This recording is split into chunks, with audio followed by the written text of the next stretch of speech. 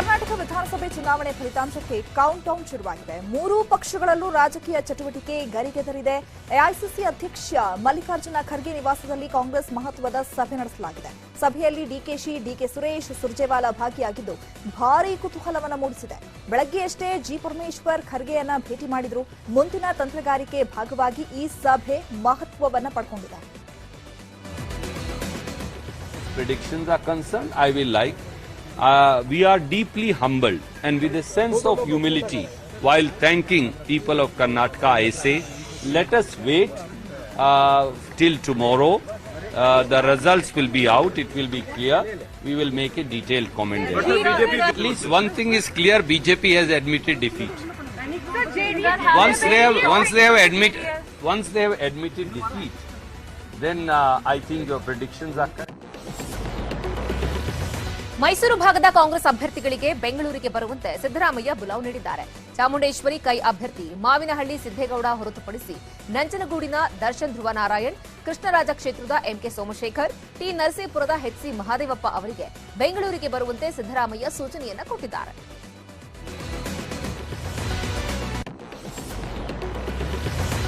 ಪಕ್ಷೇತರ ಅಭ್ಯರ್ಥಿಗಳಿಗೆ ಮಾಜಿ ಸಿಎಂ ಸಿದ್ದರಾಮಯ್ಯ ಕರೆ ಮಾಡಿದ್ದಾರೆ.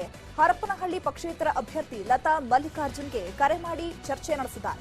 ಹಾಗೆ ಶಿರಹಟ್ಟಿ ಪಕ್ಷೇತರ ಅಭ್ಯರ್ಥಿ ರಾಮಕೃಷ್ಣ ದೊಡ್ಡಮನಿ, ಅರಕಲಗೂಡು ಪಕ್ಷೇತರ ಅಭ್ಯರ್ಥಿ ಕೃಷ್ಣೇಗೌಡ, ಬಿಎಸ್ಪಿ ಅಭ್ಯರ್ಥಿ ಅಖಂಡ ಶ್ರೀನಿವಾಸ್ ಮೂರ್ತಿ ಜೊತೆ ಚರ್ಚೆಯನ್ನ ನಡೆಸಿದ್ದಾರೆ ಎನ್ನಲಾಗಿದೆ. ಫಲಿತಾಂಶಕ್ಕೂ ಮುನ್ನ ಪಕ್ಷೇತರ ಶಾಸಕನಿಗೆ ಕಾಂಗ್ರೆಸ್ ಗಾಳ ಹಾಕೋದಕ್ಕೆ ಮುಂದಾಗಿದೆ. ಕುಂದಗೋಳದ ಪಕ್ಷೇತರ ಅಭ್ಯರ್ಥಿ ಎಸ್ಐ ಚಿಕ್ಕನಗೌಡರಿಗೆ ಜಗದೀಶ್ ಶೆಟ್ಟರ್ ಮುಖೇನ ಆಪರೇಷನ್ ಮಾಡೋದಕ್ಕೆ ಮುಂದಾಗಿದೆ ಕಾಂಗ್ರೆಸ್. ಜಗದೀಶ್ ಶೆಟ್ಟರ್ ಬೆಂಬಲಿಗನಾಗಿರುವಂತಹ ಎಸ್ಐ ಚಿಕ್ಕನಗೌಡರ್ ಬಿಜೆಪಿ ಟಿಕೆಟ್ ಸಿಗದ ಕಾರಣ ಪಕ್ಷೇತರವಾಗಿ ಸ್ಪರ್ಧೆ ಮಾಡಿದ್ರು. ಇದೀಗ ಶೆಟ್ಟರ್ ಮುಖಾಂತರ ಚಿಕ್ಕನಗೌಡರ ಸೆಳೆಯೋದಕ್ಕೆ ಯತ್ನವನ್ನು ಕೂಡ ಮಾಡಲಾಗ್ತಾ ಇದೆ. ಚುನಾವಣಾ ಫಲಿತಾಂಶಕ್ಕೂ ಮುನ್ನವೇ ಸಿಎಂ ಕುರ್ಚಿ ಮೇಲೆ ಡಿಕೆಶಿ ಟವಲ್ ಹಾಕಿದ್ದಾರೆ. ತಾವು ಸಿಎಂ ಆಗುವ ಆಸೆಯನ್ನ ಮತ್ತೊಮ್ಮೆ ಡಿಕೆ ಶಿವಕುಮಾರ್ ಬಿಚ್ಚಿಟ್ಟಿದ್ದಾರೆ. ಅಧ್ಯಕ್ಷನಾಗಿ ನಿದ್ರೆ ಮಾಡಲೂ ಆಗಿಲ್ಲ, ನಾನಂತೂ ನಿವೃತ್ತಿಯಾಗೋ ಪ್ರಶ್ನೆಯೇ ಇಲ್ಲ ಅಂತ ಪರೋಕ್ಷವಾಗಿ ಸಿಎಂ ಆಸೆಯನ್ನ ಡಿಕೆಶಿ ವ್ಯಕ್ತಪಡಿಸಿದ್ದಾರೆ. ನಾನು ಶ್ರಮ ಪಟ್ಟಿದ್ದೀನಿ. ನನಗೆ ಸೋನಿಯಾ ಗಾಂಧಿ ಅವರು ಅಧಿಕಾರ ಯಾವಾಗ ಕೊಟ್ಟರು, ದಿನೇಶ್ ಗುಂಡೂರಾಯರು ನನ್ನ ಕೈಲಿ ಆಗಲ್ಲ ಅಂತ ವಾಲಂಟಿಯರ್ ರಿಸೈನ್ ಮಾಡಿದ್ರು. ಸಿದ್ದರಾಮಯ್ಯ ಸಾಹೇಬರು ನಾನು ಬೈ ಎಲೆಕ್ಷನ್ ಆದಮೇಲೆ ನೈತಿಕವಾಗಿ ರಾಜೀನಾಮೆ ಕೊಡ್ತೀನಿ ಅಂತ ಅವ್ರು ಕೊಟ್ಟರು. ಆಗ ನನಗೆ ಈ ಜವಾಬ್ದಾರಿ ಕೊಟ್ಟರು. ನಾನು ಆವತ್ತಿಂದ ಮಲಗಕ್ಕೂ ಬಿಟ್ಟಿಲ್ಲ. ನಾನು ನನ್ನ ಪಕ್ಷಕ್ಕೆ ಏನು ಮಾಡಬೇಕು ಹೇಳಿದ್ದೀನಿ, ಪಕ್ಷಕ್ಕೆ ಏನು ಮಾಡಬೇಕು ಮಾಡಿದ್ದೀನಿ. ಸೊ ಅದರಿಂದ ಈಗ ಯಾವ ಸಂದರ್ಭನೂ ಉದ್ಭವ ಆಗುವುದಿಲ್ಲ. ಎಲ್ಲರೂ ನಮ್ಗೆ ಸಹಕಾರ ಕೊಡ್ತಾರೆ, ಎಲ್ಲರೂ ನಮ್ಗೆ ಆಶೀರ್ವಾದ ಮಾಡ್ತಾರೆ. ಹಿರಿಯರಿರ್ಬೋದು, ಕಿರಿಯರಿರ್ಬೋದು, ಎಲ್ಲರೂ ನಮ್ಗೆ ಆಶೀರ್ವಾದ ಮಾಡ್ತಾರೆ. ಒಂದು ಉತ್ತಮವಾದಂಥ ಸರ್ಕಾರ ಕಾಂಗ್ರೆಸ್ ಪಾರ್ಟಿ ಕೊಡ್ತಾರೆ. ನಾನು ಶ್ರಮ ಪಟ್ಟಿದ್ದೀನಿ. ನನಗೆ ಸೋನಿಯಾ ಗಾಂಧಿ ಅವರು ಅಧಿಕಾರ ಯಾವಾಗ ಕೊಟ್ಟರು, ದಿನೇಶ್ ಗುಂಡೂರಾಯರು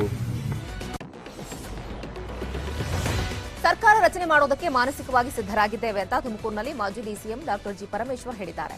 ಹೈಕಮಾಂಡ್ ನನ್ನನ್ನ ಸಿಎಂ ಮಾಡ್ತೀನಿ ಅಂದ್ರೆ ಬೇಡ ಅಂತ ಹೇಳಲ್ಲ, ಎಲ್ಲವೂ ಹೈಕಮಾಂಡ್ಗೆ ಬಿಟ್ಟ ವಿಚಾರ ಅಂತ ಹೇಳಿದ್ದಾರೆ. ನೋಡೋಣ ಅದು ಯಾವ ತರ ಹೈಕಮಾಂಡ್ನವ್ರ ತೀರ್ಮಾನ. ಅಲ್ಲಲ್ಲ, ಹೈಕಮಾಂಡ್ನವ್ರು ನನಗೆ ಸಿಎಂ ಕೊಡ್ತೀನಿ ಅಂದ್ರೆ ಬೇಡ ಅಂತಾರ. ಜನರ ಅಪೇಕ್ಷೆಗಳಿರುತ್ತೆ, ನಮ್ಮ ಕ್ಷೇತ್ರದವರ ಅಪೇಕ್ಷೆ ಇರುತ್ತೆ, ನಮ್ಮ ಮತದಾರರ ಅಪೇಕ್ಷೆ ಇರುತ್ತೆ. ಅದೆಲ್ಲವೂ ಅಪೇಕ್ಷೆಯಂತೆ ಆಗೋದಿಲ್ಲ. ನಮ್ಮಲ್ಲಿ ಭಾಳ ಕ್ಯಾಲ್ಕುಲೇಷನ್ಸ್. ನಾನು ಹೇಳಿದ್ನಲ್ಲ, ಈ ಸಂದರ್ಭದಲ್ಲಿ ಯಾರಿಗೆ ಆಡಳಿತ ಕೈ ಕೊಟ್ಟರೆ ಚೆನ್ನಾಗಿ ಮಾಡ್ತಾರೆ ಮತ್ತು ಎಲ್ಲ ಥರದ ಪರ್ಮಿಟೇಷನ್ ಕಾಂಬಿನೇಷನ್ ನೋಡ್ತಾರೆ ಹೈಕಮಾಂಡ್.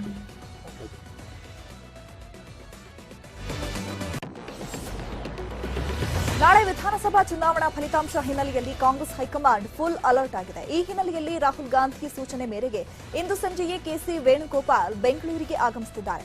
ಅತಂತ್ರ ವಿಧಾನಸಭೆ ಬಂದ್ರೆ ಎಚ್ಡಿಕೆ ಜೊತೆ ಸಮಾಲೋಚನೆ ಹಾಗೂ ಸರಳ ಬಹುಮತ ಬಂದ್ರೆ ಸರ್ಕಾರ ಕಸರತ್ತಿನ ಬಗ್ಗೆ ಜವಾಬ್ದಾರಿ ನಿರ್ವಹಿಸಲು ಸೂಚನೆಯನ್ನ ಕೊಟ್ಟಿದ್ದಾರೆ. ವರುಣಾ ಕ್ಷೇತ್ರದಲ್ಲಿ ಸಿದ್ದರಾಮಯ್ಯಗೆ ಜಯ ಆಗಲಿದೆ ಅಂತ ಅವರ ಮನೆದೇವರು ಚಿಕ್ಕಮ್ಮದೇವಿ ದೇಗುಲದ ಅರ್ಚಕ ಲಿಂಗಣ್ಣ ಭವಿಷ್ಯ ನುಡಿದಿದ್ದಾರೆ. ದೈವವಾಣಿ ತಿಳಿಸಿದಂತೆಯೇ ಸಿದ್ದರಾಮಯ್ಯ ಗೆಲ್ತಾರೆ ಅಂತ ಲಿಂಗಣ್ಣ ಹೇಳಿದ್ದಾರೆ. ಈ ಹಿಂದೆ ಭುಜಬಲವನ್ನ 2 ಕಡೆ ಚಾಚು ಅನ್ನೋ ಮೂಲಕ 2 ಕಡೆ ಸ್ಪರ್ಧೆ ಮಾಡುವಂತೆ ಮಂಡ್ಯದ ಆದಿನಾಡು ಚಿಕ್ಕಮ್ಮ ತಾಯಿ ಸೂಚನೆಯನ್ನ ಕೊಟ್ಟಿತ್ತು. ಈಗ ಕೇಳಿದ್ರೆ ಅವರು ಅನುಗ್ರಹ ನನ್ನ ಮನಸ್ಸಲ್ಲಿ ಏನು ಸೃಷ್ಟಿ ಮಾಡ್ತಾಳೋ ಅದನ್ನು ನಾನು ಹೇಳ್ತಾ ಇದ್ದೀನಿ. 100ಕ್ಕೆ 100% ಖಂಡಿತನೇ. ನಮ್ಮ ಅವತ್ತು ಅಲ್ಲಿ ನಿಂತು ಹೇಳೋದು ಇದೇ ಭಾಷೆ, ಇಲ್ಲಿ ಹೇಳೋದು ಇದೇ ಭಾಷೆ. ಅದು ಅಮ್ಮ ಮೈದು ಅಂದಾಗ ಹೇಳ್ತಕ್ಕಂಥ ನಾಡ್ನುಡಿನೇ ಬೇರೆ ಇರ್ತದೆ. ಪ್ರೇರಣೆಯಿಂದ ನಾನು ಮಾತಾಡ್ತಾ ಇದ್ದೀನಿ ಈ ವಿಷಯದಲ್ಲಿ ಮಾತ್ರ. 100ಕ್ಕೆ 100% ಗೆಲ್ತಾರೆ. ಇವತ್ತು ಇನ್ನೊಂದು 24 ಗಂಟೆ ಟೈಮು. ಅಂದರೆ ನಮ್ಮ ಪ್ರಕಾರ ಅಂದ್ಕೊಂಡಿದ್ದ ಪ್ರಕಾರ ಲೀಡಲ್ಲಿ ಬರಲಿಲ್ಲ ಅಂದರೂ ಕೂಡ ಸರಸಟ್ಟಾಗಿ ಏನು ಗೆಲ್ಲಕ್ಕೆ ಸಾಧನೆಗಳು ಬೇಕು ಅಷ್ಟು ಮಾಡಿದ್ದಾರೆ. ಆದರೂ ಚುನಾವಣಾ ಪ್ರಚಾರ ಹಾಗೂ ಜನರ ನಡುವೆ ಓಡಾಟದಿಂದ ಸಿದ್ದರಾಮಯ್ಯ ಬಳಲಿದ್ದಾರೆ. ಈ ನಡುವೆ ಎಡಗೈ ನೋವಿನಿಂದ ಸಿದ್ದರಾಮಯ್ಯ ಬಳಲ್ತಾ ಇದ್ದು, ಈ ಹಿನ್ನೆಲೆಯಲ್ಲಿ ಚಿಕಿತ್ಸೆ ನೀಡಲು ಸಿದ್ದರಾಮಯ್ಯ ನಿವಾಸಕ್ಕೆ ವೈದ್ಯರು ಆಗಮಿಸಿದರು. ಎಡಗೈ ಊತ ಹೆಚ್ಚಾಗಿದ್ದು ನೋವು ಕಾಣಿಸಿಕೊಂಡಿರುವ ಹಿನ್ನೆಲೆಯಲ್ಲಿ ಸಿದ್ದು ನಿವಾಸಕ್ಕೆ ವೈದ್ಯರು ಆಗಮಿಸಿದ್ದಾರೆ.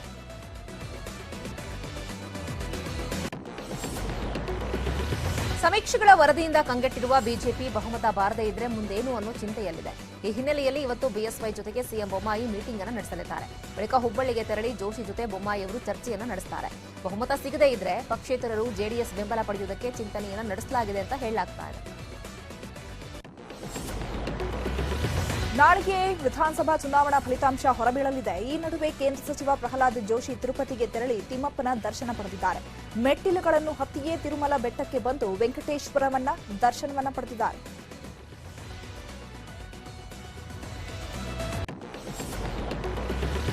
ರಾಜ್ಯದಲ್ಲಿ ಮೈತ್ರಿ ಸರ್ಕಾರ ರಚನೆ ಇಲ್ಲ, ನಾವು ಬಹುಮತವನ್ನ ದಾಟ್ತೀವಿ. ಎಲ್ಲ ಕ್ಷೇತ್ರ ಬೂತ್ಗಳಿಂದ ಗ್ರೌಂಡ್ ರಿಪೋರ್ಟ್ ತರಿಸಿದ್ದೇವೆ. ನಮಗೆ ವಿಶ್ವಾಸ ಇದೆ, ಮ್ಯಾಜಿಕ್ ನಂಬರ್ ಅನ್ನ ಮುಟ್ತೇವೆ. ಆದರೆ ಕಾಂಗ್ರೆಸ್ಗೆ ಬಹುಮತ ಸಿಗಲ್ಲ, ಕಾಂಗ್ರೆಸ್ಗೆ ಸೋಲಿನ ಭೀತಿ ಇದೆ. ಹೀಗಾಗಿ ಬೇರೆ ಪಕ್ಷದವರ ಜೊತೆ ಚರ್ಚೆ ನಡೆಸುತ್ತಿದ್ದಾರೆ ಅಂತ ಬೆಂಗಳೂರಿನಲ್ಲಿ ಸಿಎಂ ಬಸವರಾಜ ಬೊಮ್ಮಾಯಿ ಹೇಳಿಕೆ ಕೊಟ್ಟಿದ್ದಾರೆ.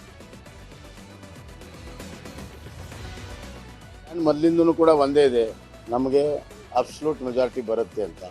ನಾವು ನಮ್ಮ ಗ್ರೌಂಡ್ ರಿಪೋರ್ಟನ್ನು ಎಲ್ಲ ಜಿಲ್ಲೆ ಎಲ್ಲ ಕ್ಷೇತ್ರದಿಂದ ತಂದಿದ್ದೇವೆ. ಕೆಲವು ಕ್ಷೇತ್ರಗಳಲ್ಲಂತೂ ಬೂತ್ ವೈಸ್ ತಗೊಂಡಿದ್ದೀವಿ. ನಮಗೆ ಸಂಪೂರ್ಣ ವಿಶ್ವಾಸ ಇದೆ, ನಾವು ಮ್ಯಾಜಿಕ್ ಫಿಗರನ್ನು ಮುಡ್ತೀವಿ ಅನ್ನೋಂಥ ಸಂಪೂರ್ಣವಂತ ವಿಶ್ವಾಸ ನಮಗೆ.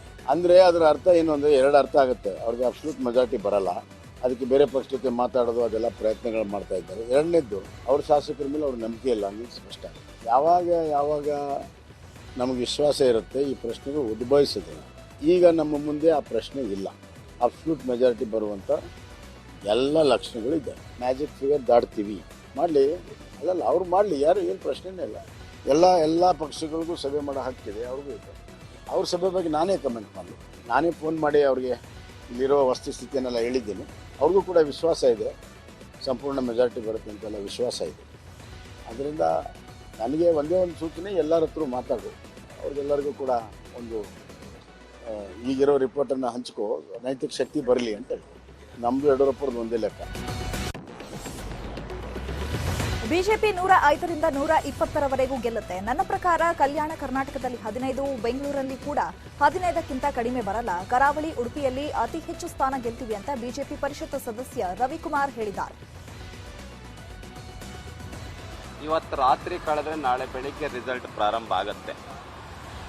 ಹಾಗಾಗಿ ನಾವೇನೇ ಹೇಳಿದರೂ ಕೂಡ ಎಲ್ಲರೂ ನಾಳೆ ರಿಸಲ್ಟ್ ಇದೆಯಲ್ಲ ಅಂತ ಹೇಳ್ತಾರೆ.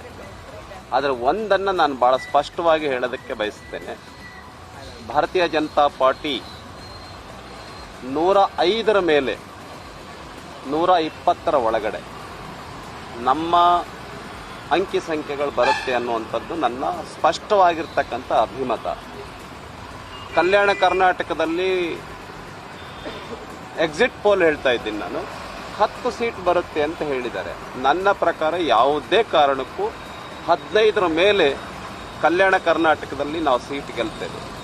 ಬೆಂಗಳೂರಿನಲ್ಲಿ ನಮಗೆ ಎಕ್ಸಿಟ್ ಪೋಲ್ ಹೇಳಿದೆ 8ರಿಂದ 10 ಅಂತೇಳಿ. ನನಗನ್ಸುತ್ತೆ ಯಾವುದೇ ಕಾರಣಕ್ಕೂ 15 ಸೀಟಿಗಿಂತ ಕಡಿಮೆ ಬೆಂಗಳೂರಿನಲ್ಲೇ ಬರೋದಿಲ್ಲ. ಹೀಗೆ ಇವೆಲ್ಲ ರಾಜ್ಯಾದ್ಯಂತ ಎಲ್ಲವನ್ನು ಕೂಡ ತೆಗೆದುಕೊಂಡ್ರೆ ಸ್ಪಷ್ಟವಾಗಿರ್ತಕ್ಕಂಥ ಒಂದು ಬಹುಮತ ಭಾರತೀಯ ಜನತಾ ಪಾರ್ಟಿಗೆ ಬರುತ್ತೆ. ಅತಂತ್ರ ಫಲಿತಾಂಶ ಬಂದರೆ ಮೈತ್ರಿಗೆ ಜೆಡಿಎಸ್ ಸಿದ್ಧತೆ ನಡೆಸಿದೆ. ಮೈತ್ರಿಗೆ ಸಿದ್ಧತೆ ನಡೆಸಿರುವ ಮಾಜಿ ಮುಖ್ಯಮಂತ್ರಿ ಎಚ್.ಡಿ. ಕುಮಾರಸ್ವಾಮಿ ಸಿಂಗಾಪುರದಿಂದಲೇ ಕಂಡೀಷನ್ ಅನ್ನು ಹಾಕಿದ್ದಾರೆ. ಷರತ್ತುಗಳನ್ನು ಈಡೇರಿಸಿದರೆ ಯಾರಿಗಾದರೂ ಬೆಂಬಲ ನೀಡೋದಕ್ಕೆ ಸಿದ್ಧ ಅಂತ ಕೂಡ ಹೇಳಿದ್ದಾರೆ.